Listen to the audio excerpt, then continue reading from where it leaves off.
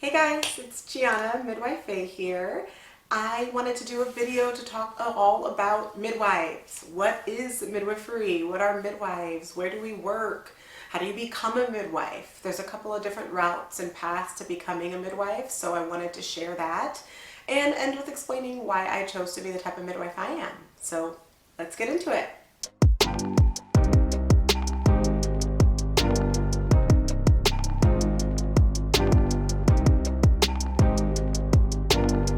Let's start with what a midwife is. Midwives are able to provide care for women throughout their reproductive lifespan. So that means starting at menarche, which is the medical term for first period ever, through menopause. Midwives are able to be with women for a variety of care.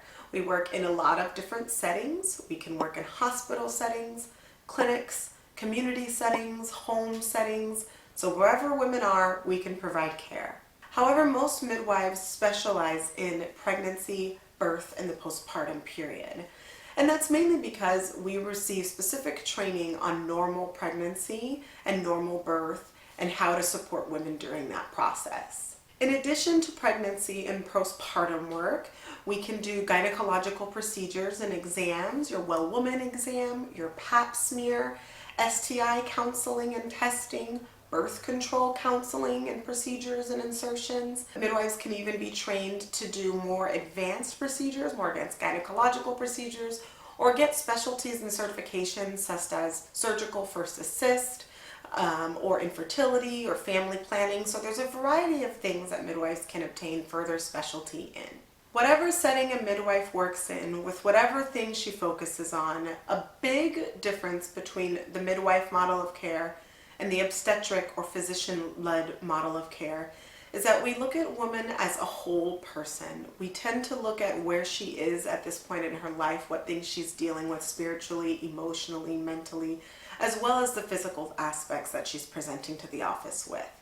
Specifically, we do this with pregnancy and birth by recognizing it as a normal physiologic process, not as a pathology or a disease that needs to be cured or complications that need to be anticipated. So I think that's important to point out the midwifery model of care and how that differs from the obstetric or physician model of care. So now that we've talked a little bit about what midwives do and what settings midwives work in, let's talk about how to become a midwife. I want to start by saying there's essentially three types of professional midwives, and then there's also another subset of midwives called traditional midwives. Of the three types of professional midwives, firstly, let's talk about certified nurse midwives. This is the type of midwife I am. A certified nurse midwife is a midwife who receives training in nursing as well as midwifery. In order to do this, you need to become a registered nurse, sit for the national NCLEX exam after you do nursing school, and then you do an accredited midwifery program through a nursing school to get your master's or doctorate in nursing, and you sit for an exam called the AMCB exam to become a CNM. Nurse midwifery school consists of a required number of hours for certain type of patient visits, certain number of GYN visits, prenatal visits, postpartum visits, as well as a required number of supervised births that you do with your preceptor in your clinical setting.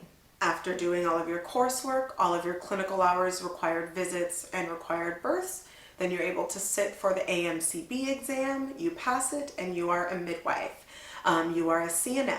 You need to maintain your registered nurse license, and in some states, most states, your advanced practice registered nurse license in that state, as well as maintain your credential as a CNM. The second category of professional midwives are certified midwives.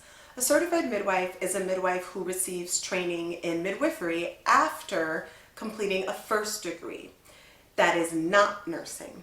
Usually, these midwives have completed a science-related degree first, kinesiology, biology, chemistry, and then they go through a midwifery program. After that, they sit for the same exam that the nurse midwives do, the AMCB exam, and then they're certified as midwives. Again, certified midwives don't have the nursing background or that first degree as nursing, so they are not registered nurses. However, they work in a similar settings, often as certified nurse midwives. It's important to note that there are only 6 states that allow certified midwives to practice. Those states are New York, New Jersey, Rhode Island, Maine, Delaware, and Missouri. The last category of professional midwives are direct entry midwives. You may have heard of these referred to as direct entry midwives, certified professional midwives, lay midwives. There's a lot of verbiage and terms used for midwives in general, but I think specifically in relation to direct entry midwives. In order to become a direct entry midwife, there are essentially 3 phases of schooling that they go through. They start off as an observer. They're required to observe a certain number of births. Then they move up into the category of an assistant, where they're the primary assistant for a midwife. They have a NARM registered preceptor that precepts them doing a certain number of visits, prenatal visits, postpartum visits, newborn visits, as well as births in that assistant role. And then they move up to the primary midwife role, again being supervised in a required number of visits. An important point I like to make is that direct entry midwives are the only midwives who are required to have continuity of care as part of their program. They have to have a specified number of births that are continuity patients, meaning patients that they have met before in the clinic setting, as well as they're the only midwives that are required to have out-of-hospital, home-based midwife birth training. I just think that's really interesting. State and county regulations and policies are very political, as we know, and they regulate what midwives can and can't do. So it really varies state to state. Even as a certified nurse midwife, it varies, and definitely as a direct entry midwife, it varies. So check the websites that I have in the description box if you're looking for midwives or you want to know if your midwife can provide care and in your setting, at home, at the hospital, whatever. It really depends per state what a CNM, CM, and or a direct entry midwife can do. Now that we've talked about the 3 types of professional midwives, I want to move into the last category of midwives, which are traditional midwives, and I don't think many people know about them as much. Traditional midwives are midwives who, for a variety of reasons, do not subscribe to needing accreditation, credentialing, licensing in order to provide care for women.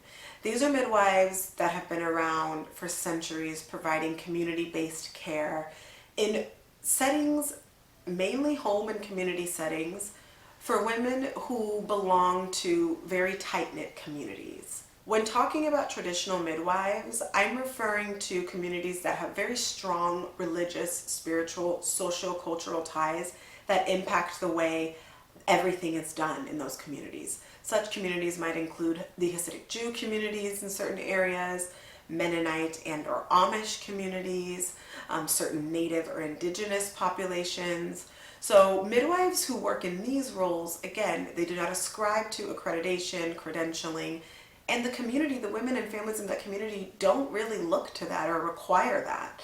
In a lot of these communities, women do practice home birth, and it's really important to them to be cared for by midwives who come from their same community and understand the rituals and social cultural norms that guide their behavior and desires. With all that background, I want to share why I chose to be a certified nurse midwife. I shared in my intro video a little bit about how I loved watching the birthday TV show on Discovery Health. I thought I wanted to be an OBGYN. I enjoy working in the hospital setting. I think that was one of my biggest motivations to become a CNM. The data is still very clear that over 90% of women give birth in hospitals, so I really wanted to be able to meet the majority of women where they are. And right now in America, that's in the hospital setting. Working as a CNM, I also enjoy my collaborative role working with OBs and physicians in order to learn more about obstetric complications as well as just other medical complications and comorbidities that American women are experiencing increasingly these days. So I really enjoy working collaboratively with nurses, physicians, residents, and learning from them. I also feel like I have an opportunity to teach them. I share with residents and physicians the midwifery model of care and kind of insert my little pieces of knowledge where and when I can. So I feel like it's a mutually beneficial, mutually symbiotic relationship for me as well as for them. So for now, I'm enjoying being a hospital-based CNM, and I love what I do in the setting that I work in. So that was kind of a little bit about what a midwife is, where midwives work, how to become a midwife, why I became a midwife, and the type of midwife I am. Do you know any midwives? Have you given birth with midwives or been cared for by midwives? Do you want to become a midwife? Please comment down below. Let us know. I'd love to hear. I will see you next time. Bye.